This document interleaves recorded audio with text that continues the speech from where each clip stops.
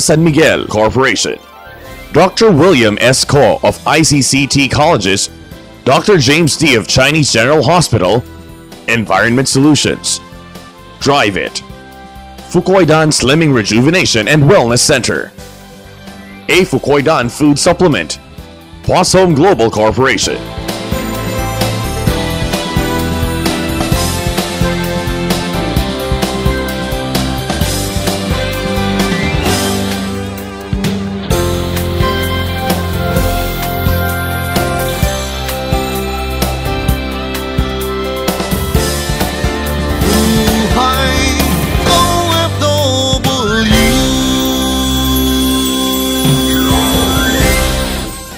Nakakatuwa pong isipin na marami sa ating mga kababayan ang nagkukusang loob na tumulong sa ating kapwa. Patunay na lang ang iba't ibang non-government organizations nang layunin ay magbigay assistance sa ating mga OFW. Tunay pong masasabi natin na buhay pa rin ang espiritu ng bayanihan sa puso ng bawat Pilipino. Magandang gabi po sa inyong lahat. Ako po inyong ate Marisa Dalmar at ito ang Buhay OFW.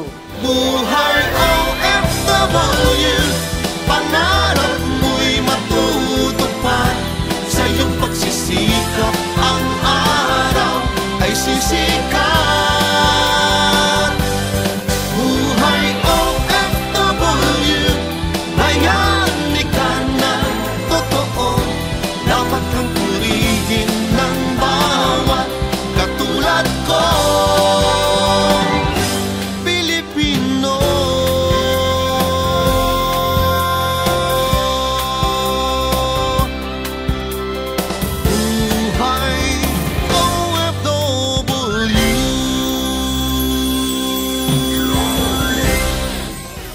Gabi, kilalanin natin ang OFW Family Club. Ang samahan ay tinatag ng ating kapatid na former Ambassador Roy Señeres. Under the law, ang agency at yung employer ay jointly and severally liable. So pag nakauwi sila dito at hindi na ayos yung problema doon sa ibayong dagat, tayo po ay nakikipag-ugnayan din sa mga local agencies. Alamin po natin ang sarap at hirap ng mga kababayan natin na nagtatrabaho sa cruise ship. Siyempre, meron pa rin discrimination, lalo na pag sinabi mo ang kulay. Pero marami pa rin naman na bumibilib sa Pilipino kasi totoo naman na maraming Pilipino na magagaling. Alamin din po natin ang kakailanganin natin para sa pag-aaral ng dressmaking sa TESDA. Ang lahat ng yan sa pagbabalik ng Buhay OFW. Ang ine-emphasize po natin dito na yung mga agency ay kaibigan din natin at kakampihan ng OFW. Hindi naman sila talaga yung literal na umaabuso sa ating mga kababayan abroad, pero sila yung naiipit.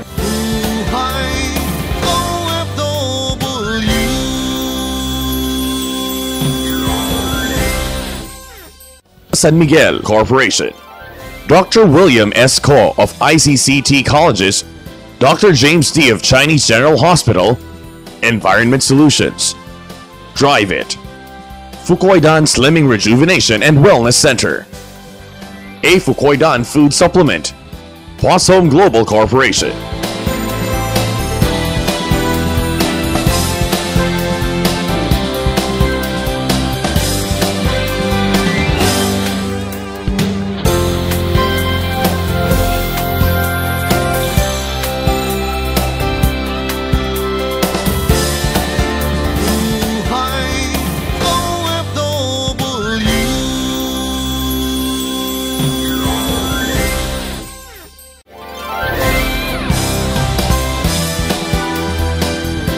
Magandang gabi po sa buong Pilipinas at syempre sa buong mundo. Mabuhay po kayong lahat at nandito na naman tayo sa Buhay OFW para po bubisita kami sa inyo sa UAE, sa Saudi Arabia, sa Italy, sa Guam, sa Europe at makakasama po natin ang ating Presidente at CEO ng OFW Family Club. Hindi po bago sa inyong pandinig, Roy Señeres Jr. Ito po, siya po ang anak ng ating kaibigan na si former Ambassador Roy Señeres. At yan, syempre, kamusta ka na, kapatid Roy? Ay, kamusta, kapatid Marisa? Maraming salamat po sa pag-imbita niyo sa akin dito sa inyong programa. Yes. Roy, gusto nating malaman itong OFW Family Club. Kailan nyo inumpisahan at anong objective nyo dito?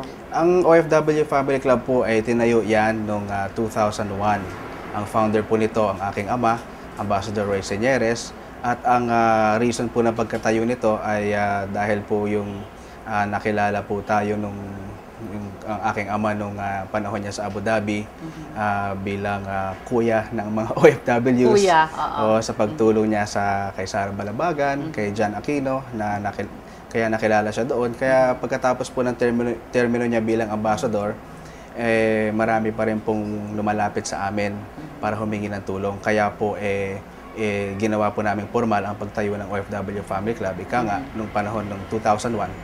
At ang objectives po natin ay bigyan ng protection yung mga OFWs, pati yung kanilang pamilya, i-advance ang kanilang mga karapatan, ipaglaban ang kanilang mga karapatan, at tulungan sila at i-representa sila. Kasi lumulobo po yung bilang nila at ang dami pong problema. Kaya andito po tayo para magbigay ng saklolo sa kanila. So, more or less, kapatid Roy, almost 10 years, going 11 years na. 11th year na po tayo. 11th year na. Nako, halos kasabay pala ng ating programang Up Close and Personal yon. We ended up 10 years. Ngayon naman po ay nasa 3rd season na tayo ng Buhay OFW na akmang-akma sa OFW Family Club. Siyempre, marami kaming pinagdaanan ni Amba Roy. At marami kaming mga stages na alam namin nagtutulungan kami, nagsusuportahan. At siyempre, yan din ang gagawin natin dito sa OFW Family Club. Pwede bang sabihin mo sa atin, kapatid Roy, ilan na ang miyembro natin dito? Sa kasalukuyan po, ang members natin sa ating registry ay umaabot na po sa 963,300 plus. I see. And still going. Still growing. Nag-average po tayo ng mga 150 to 200 members a day na nagsasign up for membership. Paano maging miyembro dito sa OFW Family Club? Pwede po sila pumunta sa website natin, www.ofwfc.org, o pumunta po dito sa head office dito sa Pasay City, at mag-sign up lang po for membership at member na po sila. Ayun. So, napakaganda. Walang fee ito, Roy. Wala pong fee. Libre po yung membership. Sa tingin mo ba, dito sa atin, ano-anong mga, para may departamento, ito kaso, hahawakan mo, meron mang ganun dito sa OFW Family Club? O as a whole, yung hinahawakan yung mga problema ng ating OFWs? Actually, yung pangalawang binabanggit nyo, as a whole. Pero maganda po dapat kung ibinubuo ko po yung mga iba't ibang mga departamento rito. Ang problema po natin ngayon ay kulang tayo sa manpower. Yes. Bagamat ganun ang sitwasyon natin, naaasikaso naman lahat ng problema. Pero big bulk po ng problema nakafocus talaga sa welfare assistance. Kapatid Roy, anong klase ng welfare assistance ang binibigay natin sa ating mga kapatid na OFWs? Yes. Una po, pag may natanggap po tayong request for assistance, binabahagi po natin sa kanila yung kanilang mga karapatan, kung ano po yung kailangan nilang malaman, ano yung mga batas na nabibigay ng protection sa kanila para alam nila. And at the same time, kino-coordinate po natin yan sa iba't ibang mga Philippine embassies, overseas, pati na rin sa Department of Foreign Affairs, sa Department of Labor and Employment, sa POEA, OWA, tsaka sa iba pang mga local government agencies dito. We represent them.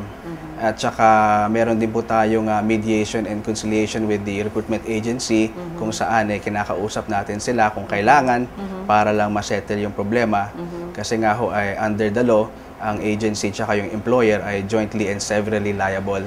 So pag nakauwi sila dito at hindi na ayos yung problema doon sa ibayong dagat, tayo po ay nakikipag-ugnayan din sa mga local agencies para lang ma-settle yung problema, as well as the government agencies, as I mentioned. Okay, that's very good, kapatid Roy. Pero meron ba tayong mga kaso ng OFW na hinahandle ng Family Club na dumarating sa puntong nagkakaroon ng demandahan, mga litigation pa, mga filing of cases, or as much as possible, mediation talaga at yung pagkakaintindihan ng both parties ang talagang pinagtutuunan natin ng pansin? Well, sa ngayon, marami po tayong nare-resolve sa pamamagitan ng mediation and conciliation. Kasi ho, ang ine-emphasize po natin dito na yung mga agency ay kaibigan din natin at kakampihan ng OFW. Correct. Hindi naman sila talaga yung literal na umaabuso sa ating mga kababayan abroad, pero sila yung naiipit dahil nga gawa nga po ng batas natin. Kaya sa ganon, tayo po ay naiintindihan yung situation ng agency at nakikiisa tayo sa kanila at kinakausap natin sila in such a way na matulungan o masettle, magkaroon ng win-win situation ang problema under the purview of amicable settlement, mediation and conciliation at nagagawa naman po ng paraan. Yung karamihan ho dyan, binibigyan na lang ng another opportunity na umalis ulit as part of the settlement. Paano nangyayari, Kapatid Roy, doon sa mga hindi nasaswelduhan o kaya yung mga tipong naaabuso? Paano klaseng settlement ang nangyayari doon? Well, kung nandun pa po siya sa ibayong dagat, tayo po ay pinaparating po natin yan sa Philippine Embassy at minomonitor po natin yan in coordination with the Philippine Embassy officials. Kung naayos po yung problema doon in a diplomatic manner, pag kinausap po ng ating mga welfare officers doon yung employer at naayos naman, di maganda po yung kalabasan doon. Pero kung wala pong magandang nangyari doon at tuluyan nakauwi dito, yung OFW at may hinihingi pa ron sa kanyang employer o may gusto niya nang makamit ng hustisya sa nangyari sa kanya, saka po tayong nakikipag-ugnayan nga sa agency dito para pakiusapan kasama yung agency na pukpukin yung employer na kako meron ka pang hindi pa tapos ang obligasyon mo, pwede ka pang habulin. That's nice. So sa tingin mo naman, Kapatid Roy, maganda naman yung ratio ng mga natutulungan na natin at nare-resolve na natin ang mga cases? Sa awa po ng ating Panginoon, naman po, maganda naman po yung ratio po natin. Kasi nga ho, dito sa OFW Family Club, tulad ng banggit ko kanina, bagamat kailangan ng mga iba't ibang mga departamento, talaga pong nakafocus tayo sa welfare assistance. Okay. Ano sa tingin mo yung pinaka-latest na suliranin o kaso na hinandle natin dito sa OFW Family Club na naging maganda ang resulta? Yes, meron po tayong recently kaso ng mga seafarers. Ano po sila, bartender sa isang cruise ship at ang ano po nila, ang kanilang kontrata ay 9 months tapos mga 2 months pa lang pinauwi sila dito. Ang reason ng principal hindi unfit daw sila sa kanilang trabaho. So apat, 5 sila, actually magiging 5 na sila ngayon. So umuwi dito, pupunta dito at sinumbong dito yung problema, humihingi ng tulong kung pwede daw mahabol yung kontrata nila at kine-question nila yung termination nila. So pinayuhan lang ho natin muna sila na kausapin yung agency at sabihin doon na in a friendly manner kung ano nangyari sa kanila. Tapos kinausap nila yung agency, yung agency naman medyo nagmamatigas. Hindi nagmamalinis, nagmamatigas. So tayo po ay gumawa ng formal letter sa agency na kung ma-settle nila. Kasi kung hindi nila ma-settle yan, mapipilitan yung mga seafarers na iparating to sa NLRC. Tapos papasok na ngayon yung arbitration kung saan formal case na yan. Naaabot pa po yan kung titingnan nyo na maigi. Ang napakaraming taon. Oo, aabot pa yan up to sa Supreme Court. Yes, So hopefully, anong nangyari? So ngayon, ang nangyari po dyan, binanggit natin sa agency na, nako, pag hindi nyo na-settle to kako, baka magsasampa to ng mapipilitan magsampa ng kaso to. Tsaka itong mga ito sa hindi taga-NCR, taga-probinsya. So, meron silang karapatan under the law na magsampa ng kaso sa inyo dun sa probinsya nila. Papatawag kayo dyan. So, in-explain ko lahat yung mga... Lahat, dinetalye mo talaga. Dinetalye ko talaga yung mga yung mga mabibigat na mga areas kung sakasakali matuluyan na magsampa ng kaso. Kaya yung naintindihan naman ng agency yon, alam naman nila yan. Kaya, tumawag sa akin sa phone lang at in-explain yung kanilang side. Sabi nila, sige, unti-unti natin yan na ma-settle yan within a couple of weeks. Kaya maayos natin yan. So, actually, nabigyan na actually ng compensation ng yung mga yung bayad. dalawa. Compensation. That's very good kasi napakagandang pakinggan naman para at least nalalaman ng mga kababayan natin na ito yung usual mga cases na idinudulog sa OFW Family Club. Pagbabalik po, ang Buhay OFW. Sa mga gusto o nagbabalak na magbarko, ang ina-advise ko lang sa inyo, una, yung dedication ninyo dapat 100% yun.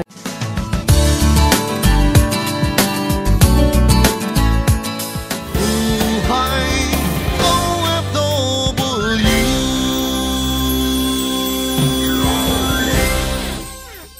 San Miguel Corporation. Dr. William S. Ko of ICCT Colleges, Dr. James D. of Chinese General Hospital, Environment Solutions. Drive It. Fukoidan Slimming Rejuvenation and Wellness Center. A Fukoidan Food Supplement. Home Global Corporation.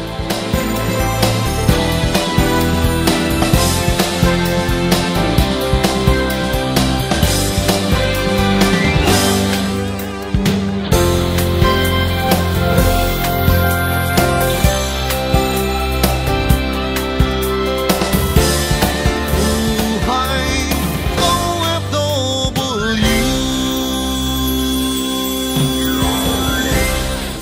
Sa larangan man ng housekeeping, food service o entertainment sa mga cruise ship, sinisigurado ko po sa inyo na hindi mawawala ang Pinoy. Gaya na lang ng ating kapatid na si Cherry Pie na mahigit 10 taong nang nakikipagsapalaran sa barko.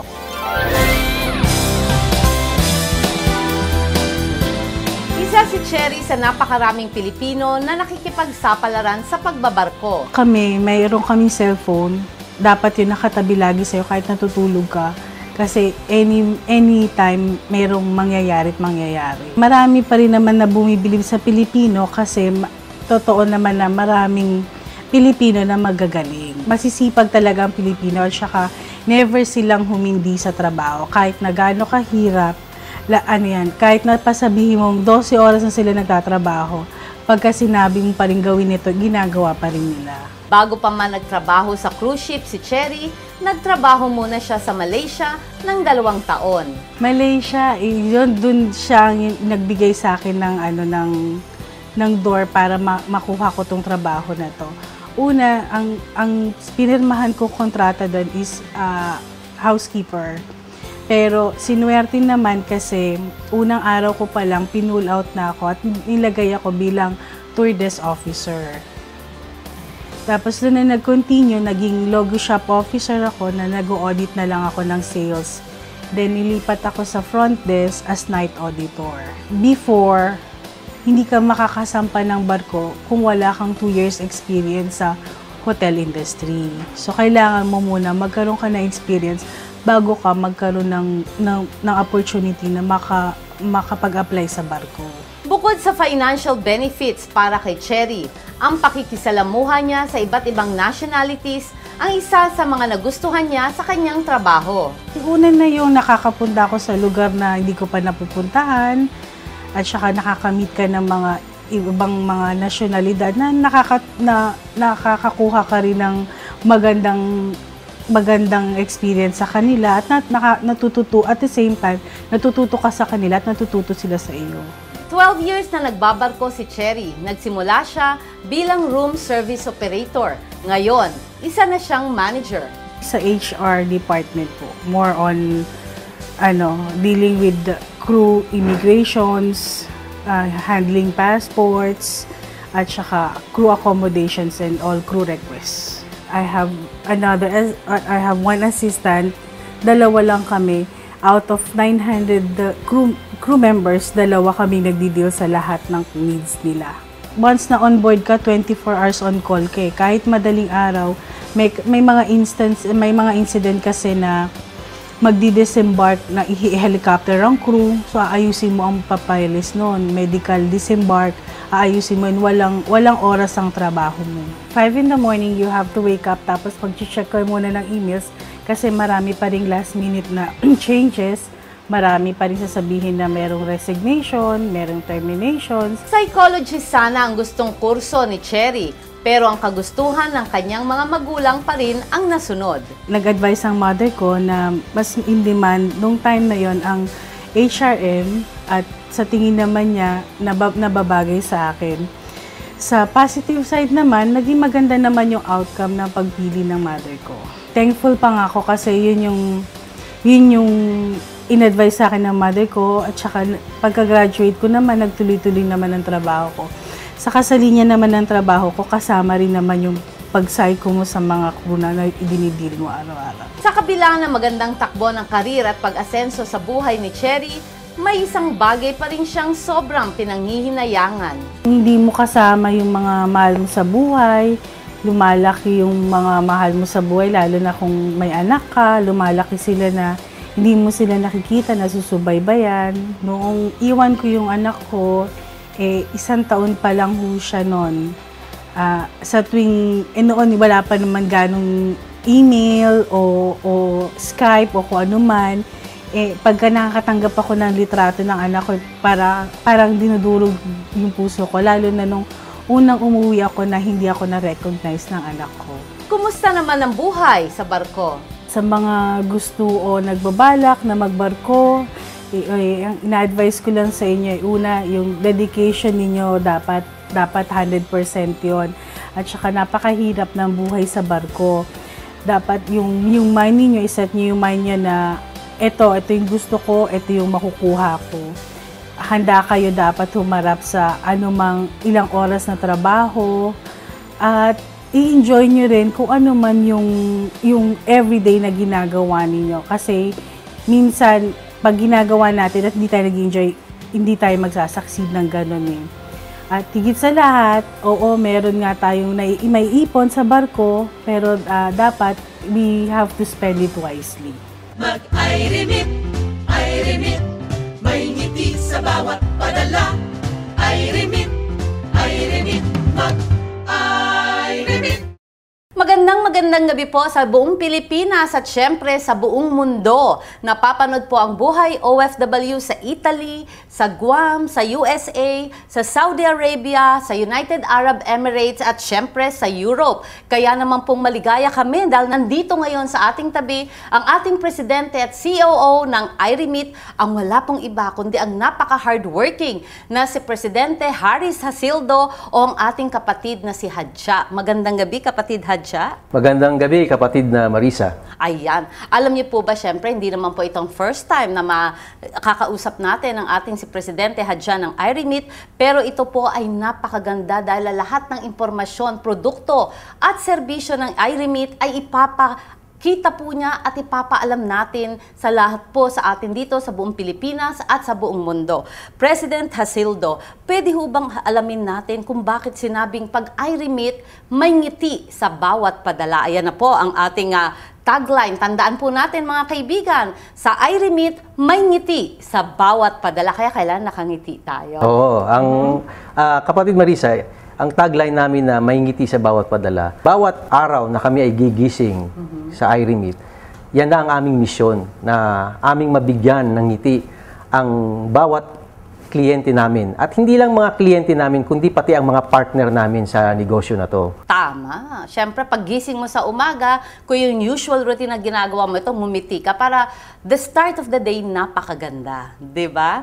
Ngayon, Presidente Hadja, pag sinabi nating I-remit, ang ating ultimate goal sa I-remit ay maging number 1 tayo. Itong service provider globally, ang ating I-remit remittance center sa buong mundo. Anong masasabi natin? Are we so near in attaining that goal? Ang vision na yan na kami ay maging ultimate choice remittance service provider globally, yan ay nagmula sa mga pananaw ng aming mga founders ng kumpanya na ang I-remit ay hindi lamang magkikater muna sa mga Pilipino. Eventually, kami ay magkikater din sa mga other nationalities dahil kami nga ay nais namin ay maging global. So ngayon, kami ay naggagawa na ng remittance services, nagpo-provide ng remittance services hindi lamang sa Pilipino, kundi pati na rin sa mga Chinese. We are now also into the Chinese remittance. And very soon, kami ay papasok na rin sa Indonesian remittance. That is the direction that we're taking now towards being a global remittance service provider. Ngayon, ang punto naman na maging ultimate choice, babalik ulit tayo doon sa aming misyon na pinag-usapan natin kanina, na as long as we are able to provide yung ngiti sa bawat padala, then kami ay laging malapit doon sa mission na yun, na aming, sa vision na yun, na kami ang magiging ultimate choice ng mga customers namin. Very well said, President Hadja. Biruin mo naman kapatid, talagang mang global na talaga ang iRemit. Ngayon, pag sinabing iRemit beyond remittances, anong ibig sabihin natin ito? iRemit ay holistic, hindi lang remittances, hindi lang perang panadala para sa mga mahal nila sa buhay ang aming siniserbisyuhan. Gusto namin maging holistic na patuloy nilang bibigyan ng ngiti ang kanilang mga minamahal sa buhay, hindi lamang sa pagpadala ng pera, kundi pati na rin ng through our iShop and iPay. Ano yung iShop and iPay? Ano yung iShop at iPay na yan? iShop, pwede silang halimbawa magpadala ng mga appliances, magmula abroad, i-deliver dito sa Pilipinas, sa kanilang mga mahal sa buhay. O pwede rin silang kahit umorder ng party packages, birthday ng isang kanilang kamag-anak o anak, lalo na.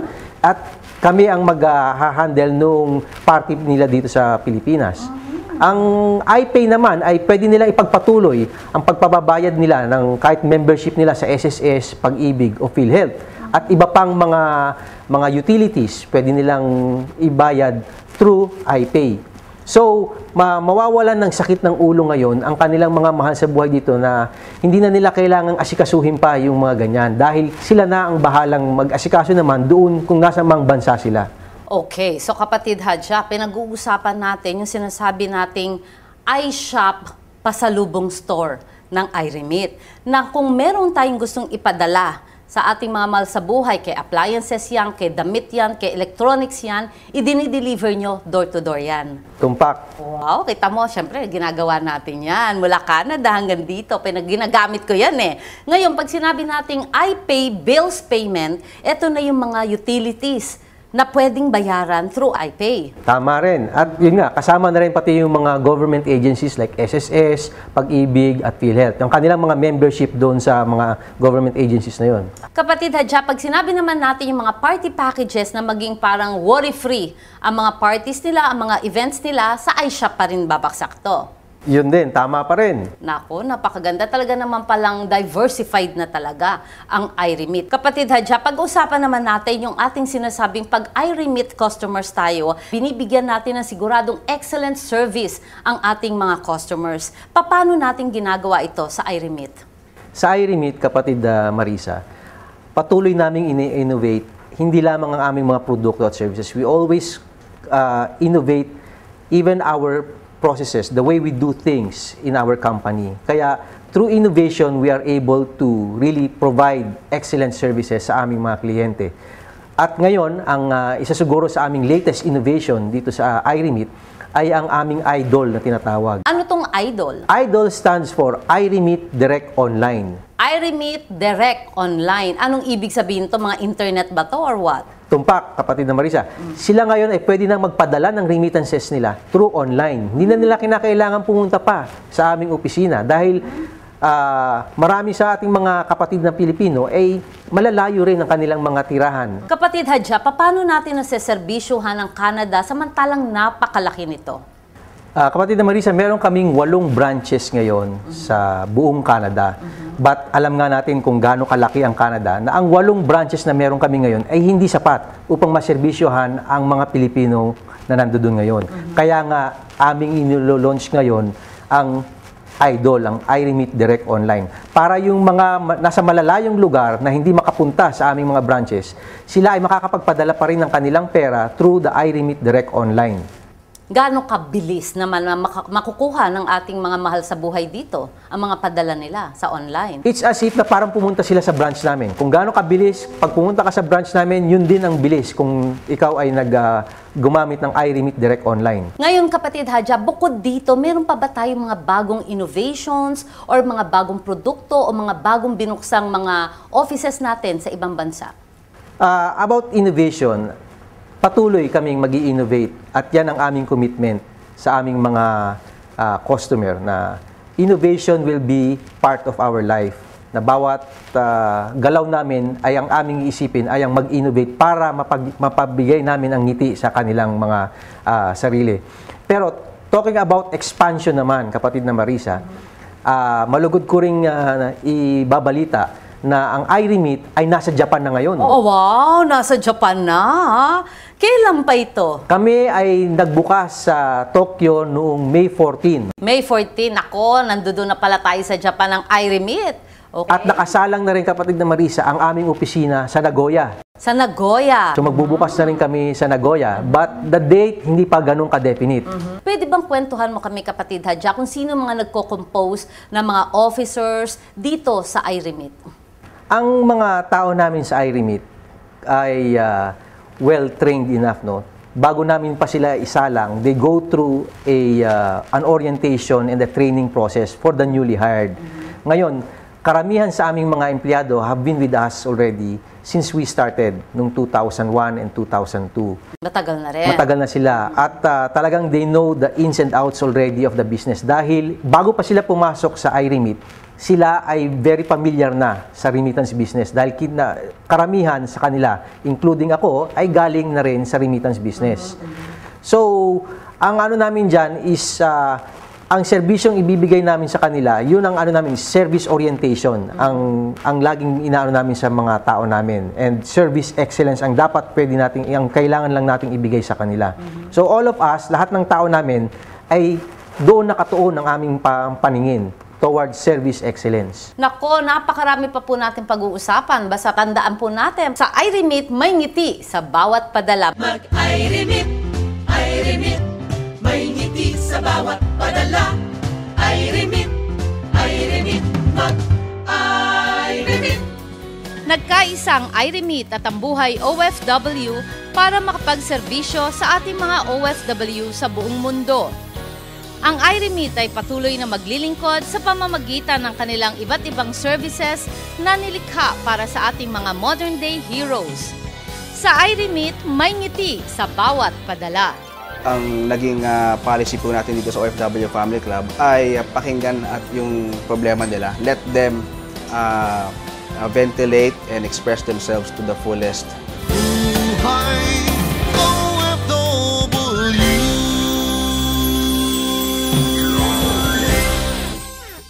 San Miguel Corporation.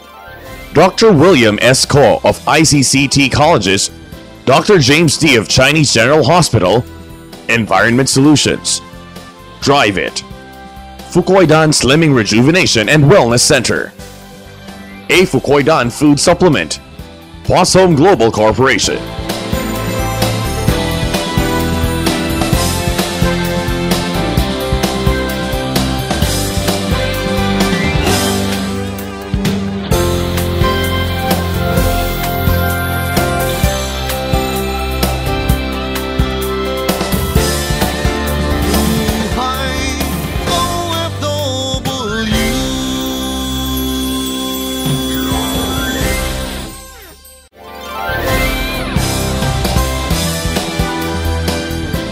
Nagbabalik po ang Buhay OFW at syempre kasama pa rin po natin ang ating kapatid na si Mr. Roy Señeres Jr. OFW Family Club. Ayan, ba kapatid Roy? Paano nasusustain ang everyday expenses? Kasi 11 years, di ba? Ito'y non-profit, non-stock. Paano nasusustain ang OFW Family Club? Sa tulong po ng mga members natin, nasusustain po natin yung mga activities natin. Kasi ang membership po natin dito ay libre lamang.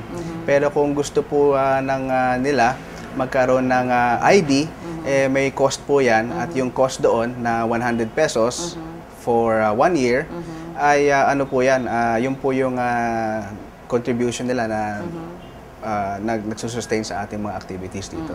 I see. So ano pa yung mga activities natin dito sa Family Club? Well, meron tayong regular counseling kasi meron po tayong mga iba't ibang mga support groups kasi yung problema ng OFW, malawak po yan, napaka-complex, napaka-dynamic. Kaya hinimay po natin yung mga areas dito sa pamamagitan ng pagbuo ng mga support groups tulad ng yung mga misis na inaiwan dito, yung mga pabalik na yung para sa integration, yung mga biktima ng illegal recruitment at iba pa po. So everyday regular ho yan. Lagi po tayong nagtatawag ng mga seminars dun sa mga members na gano'n ang problema at tinitipon-tipon po natin sila dito.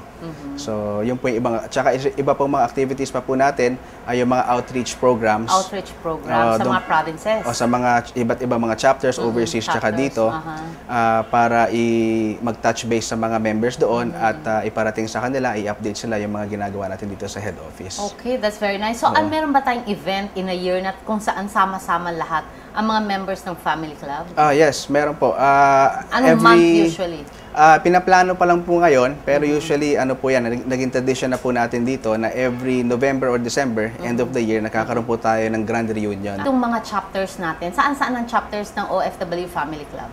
Meron po tayong chapters sa Taiwan, sa Cyprus, sa UAE, sa Abu Dhabi, Dubai, tsaka sa Sharjah. Tapos meron din po tayo sa Saudi Arabia, ang active po natin doon sa Jeddah. Tapos sa kasalukuyan po nating binubuo ang sa Al-Khobar tsaka sa Riyadh. At meron din po tayo sa Hong Kong, meron din po tayo sa Singapore. So, ang napakaganda, malawak na. Kaya naku, huwag ka mag-alala, kapatid Roy, kasi mapapanood nila tayo dito sa mga lugar na may mga chapters ang OFW Family Club. Ngayon naman, pag-usapan naman natin, usually, yung mga experiences sa dami nito, ano nakikita mo kung minsan hindrance or balakid kung minsan medyo nahihirapan tayo sa pagtulong sa kanila? well, ano po, kasi po, marami pong mga parties involved dito pag may problema yung isang OFW. Kasama na po dyan yung mga Philippine Embassy officials natin, kasama na po dyan yung employer, kasama na po dyan yung local agency, at in some cases, or in a lot of cases, yung counter agency, tapos kasama rin po dyan yung officials sa overseas, yung mga authorities overseas na nag-i-issue ng mga exit visa and so on. So marami pong mga involved dyan. So pag may isa o dalawa po dyan na medyo matigas o hindi po talaga nagre-reciprocate sa atin, nahihirapan po tayo. So we have to adjust our approach. Oo, tama. Naku, alam mo kapatid Roy, alam ko kasi syempre sa dami rin ng humingin tulong sa buhay OFW, through emails, through letters, telephone calls, or pumupunta sa opisina, at yung iba naman ay talagang gusto lumantad, ay nagpapa-interview, napakarami talagang mga factors na dapat mong i-consider, and we're very happy to say maganda naman yung ratio ng mga natutulungan natin, at ngayon meron tayong partnership, mas lalong gaganda, diba? Bilang isang OFW, pag tinutulungan natin sila, usually, ano talaga ang yung focus ng tulong natin aside from welfare assistance? Pag tinulungan natin sila, ano pang mga aspect ng tulong ang pwede natin ibigay? Well, karamihan po sa ating mga kababayan na lumalapit sa atin, minsan po kakababa lang po nila ng eroplano sa halip na umuwi sila sa kanilang tahanan, dumidiretso rito sa opisina, may dala-dala pang mga maleta kasi nga mabigat yung kanilang mga problema. Sa buhay. Okay. So napaka-importante po talaga na ang naging policy po natin dito sa OFW Family Club ay pakinggan at yung problema nila. Let them ventilate and express themselves to the fullest. Let them talk and let them tell us their problems kasi iniiwasan po natin maging typical na government agency. I have to be very honest, na masyadong robotic o yung kanilang mga reaction kaya nga ho tayo nandito. So, lahat mga OFWs natin ay welcome ba na pumunta dito? Paano sila hihingi ng tulong? Ano yung mga ways para malaman nila paano makahingi ng tulong sa OFW Family Club? Well, ang ano po dyan, ang pinakamadali po dyan, meron po tayong Facebook page. So, pwede po kayong... Sige, sabihin mo nga kapatid. Ano yan? facebook.com/OFWFC. Tapos meron po tayong website, ofwfc.org. Tapos meron din tayong email, ofwfc@yahoo.com. Tapos yung text line po natin, 0918-790-3513. Tapos sa landline natin, 526-7522. So yung pwede po silang tumawag. Kung hindi sila makabisita rito, they can go to the website and sign up. Kapatid Roy, napakaraming mga kababayan natin, mga kapatid nating OFWs, usually pag nagrereklamo, parating may nangyari na, may problema na. Pwede bang bigyan natin sila ng mga measures para maiwasan itong mga pang-abusong to, maiwasan itong mga problemang to, kapatid Roy? Sa mga principal principal advocacies po natin ay i-require yung mga Philippine ambassadors po natin to exercise the diligence of a good father of a family. The reason being, pag yung OFWs po, pag pumunta na doon sa ibang bansa, yung pamilya nila ay naiiwan dito. So ngayon, pag punta nila doon, sila ay walang matatakbuhan pag nagkaroon ng problema. So yung mga Philippine ambassadors po natin, sila po yung tinuturing ng mga ama ng OFWs natin doon. Therefore, they have to act like such. Tama. Hindi ho sila dapat behind the desk lamang o reactive lamang. Dapat po sila ay they should treat the OFWs in that country as their children. Tama. So, kasama po diyan ay bisitahin niyo naman yung mga nakakulong sa make it a point na bisitahin niyo yan. Kayo mismo mga ambassador. Okay, tingnan nyo, alamin nyo yung mga kaso nila at kausapin nyo mismo yung mga pulis doon, yung mga judge, kayo mismo ang kumausap. Hindi lang yung pinapaubayan nyo lang sa mga welfare officers, minsan hindi pa ginagawa. So, minsan yung mismong ambassador natin, hindi nga nila alam yung storya ng mga kababayan doon. Yung totoong istorya, kung ano nangyayari. So, we have to require them to exercise that diligence of a good father of a family. At kung hindi nila nagawa yan, that can be the ground for them to be recalled. Yung po yung gusto natin. Service. Service. Balik dito. Back to their hometown. Back to their hometown. So, yun po yung tinutulak natin kasi importante po talaga yung role ng ambassadors doon. Yes, okay. So, kapatid Roy, napakaraming mga kababayan natin, kung minsan sa tingin mo ba, yung mga problema sa mga bansa, mas maraming nagiging problema ng mga OFWs nating kapatid? Sa sa Saudi Arabia. Saudi Arabia. Sa Saudi Arabia po, po dyan talamak po yung kaso ng abuse tsaka maltreatment dyan. Kaya I want to take this opportunity also na manawagan sa ating gobyerno na bigyan, himayin ng maigi ang situation natin dyan sa Middle East, sa Saudi, sa UAE, sa Qatar, sa Kuwait, at sa mga iba pa mga neighboring countries na bigyan ng tulong logistically, technically, yung ating mga Philippine embassies doon. Bigyan ng tutok. Kasi kapatid Roy, meron ba kayong mga experience dito sa family club na yung mga kababayan natin doon na OFW ay hindi nabibigyan ng mga exit visa? Anong ginawa nyo para mabigyan sila? Meron po tayong mga kasong ganyan. Marami yan. Nagmamatigas yung employer. Notwithstanding the fact na ilang dialogue na ang nangyari between the Philippine Embassy and the employer, hindi pa rin binibigyan ng exit visa, matigas ang Ngayon, pag nangyayari po yan, ginagawa po natin, sinusubukan po natin na dumirekta sa employer. Okay. Kinakausap din po natin. And we are trying our own efforts, aside from the embassy's efforts, na kausapin yung employer. At sinasabi din natin sa employer na kung hindi niya, yung mga consequences kung hindi niya ma-issuehan ng exit visa yan, pwede pa siyang, pag nakauwi dito yan, pwede pa siya i-demanda. Pwede pa siya mahabol. So, we talk to if we have to talk to the employer directly, we do that. Okay. Naku, mabuti naman kasi napakarami ang mga problema ng mga exit visas na yan. So, kapatid Roy, bigyan mo na mensahe ang mga kapatid nating OFWs para wag mapariwara, mas maganda buhay nila habang nagtatrabaho sila. Mga kababayan natin, makiisa po kayo sa OFW Family Club. Mag-log on lang po kayo sa aming website, www.ofwfc.org. Mag-email lang po kayo sa amin sa ofwfc@yahoo.com o kaya mahahanap nyo rin po kami sa Facebook, facebook.com/ofwfc. Makiisa po kayo sa amin para mas lumakas po tayo. Kasi nga po, pag mas malakas ang ating boses, rest assured na mas pakikinggan tayo. Yes. Naku, maraming salamat kapatid Roy. Congratulations, good luck at syempre iisa lang naman ang advocacy natin dito sa Buhay OFW at sa OFW Family Club. Magbabalik po ang Buhay OFW. Kilala ang mga Pilipino bilang isa sa mga marunong magsalita ng Ingles. Katunayan, ito ang ating advantage sa mga bansang nakapaligid sa atin. Kaya't nakakabahala ang naging resulta ng isang pag-aaral na nagsasabi na bumaba ng 10% ang mga Pilipinong nakakapagsalita ng Ingles. Dahil dito, nagkasundo ang mga namamahala ng mga malalaking industriya at paaralan sa ating bansa para harapin ang suliranin na ito.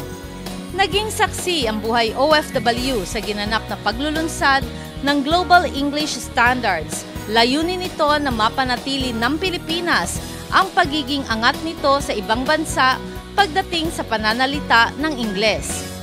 Ang nasabing okasyon ay dinaluhan ng presidente ng Philippine Association of Colleges and Universities na si Mr. Peter P. Laurel at ng mga representatives at presidente ng mga participating organizations and universities.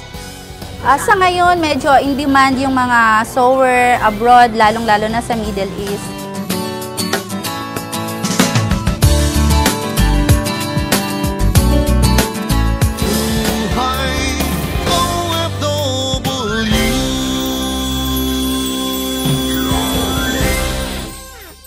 San Miguel Corporation. Dr. William S. Ko of ICCT Colleges, Dr. James D. of Chinese General Hospital, Environment Solutions. Drive It. Fukoidan Slimming Rejuvenation and Wellness Center. A Fukoidan Food Supplement. Home Global Corporation.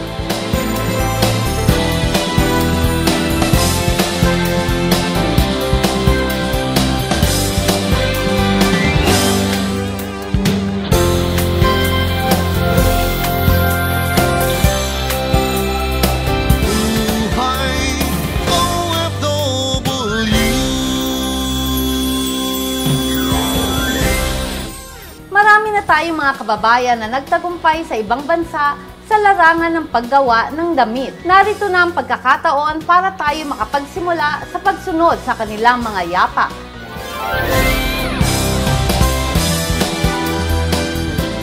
Ang pag-aaral ng dressmaking sa TESDA ay tumatagal ng 4.5 months. Dito sa Dressmaking NC2, so matututunan nyo from pattern making, cutting, sewing, and finishing. So may 4 na core units of competencies. So sa unang unit, which is the pattern making, halos kalahati ng training durations yung paggagawa ng pattern. So kung yung duration natin is 4.5 months, so mga almost 2 months yon. So gagawa sila ng basic pattern hanggang sa makastyle na sila ng damit. Then susundan nyo ng pagtatabas. So after ng pagtatabas, syempre tatahiin na nila. So it's more on sewing na. Then yung mga lilip at saka pag buttonhole, yung finishing, yun yung last. Physically fit, high school graduate, 18 years old and above, at importante na malinaw ang mga mata. Yung requirements lang namin, pagpunta mo dito, kasi kailangan mo muna mag-take ng qualifying exams, then magdala ka ng 1 by 1 na 2 perasong ID picture. Babayaran lang naman is yung uniform, more or less 200 to 300 pesos. Yung ID at saka yung insurance, then yung medical, siguro more or less mga 600 pesos. Lahat ng materials na ginagamit dito is for free, so no need to prepare extra cash. Pwera na lang kung gusto nilang sa kanila yung output, pwedeng sila ang bumili ng kanilang materials. Ang ibang graduate ng dressmaking sa TESDA ay nagtatayo ng sarili nilang negosyo sa kanilang tahanan. Ang iba naman sa abroad or yun, sumasakay ng barko. As to date, may at least 10 siguro na sa Carnival Cruise Line. So, seamstress on board sila. Natuwa sila dahil dito sa training nagkaroon sila ng kanilang hanap buhay. At the same time, nadagdagan yung kanilang confidence dahil before wala silang ibang alam na tawag doon, skills.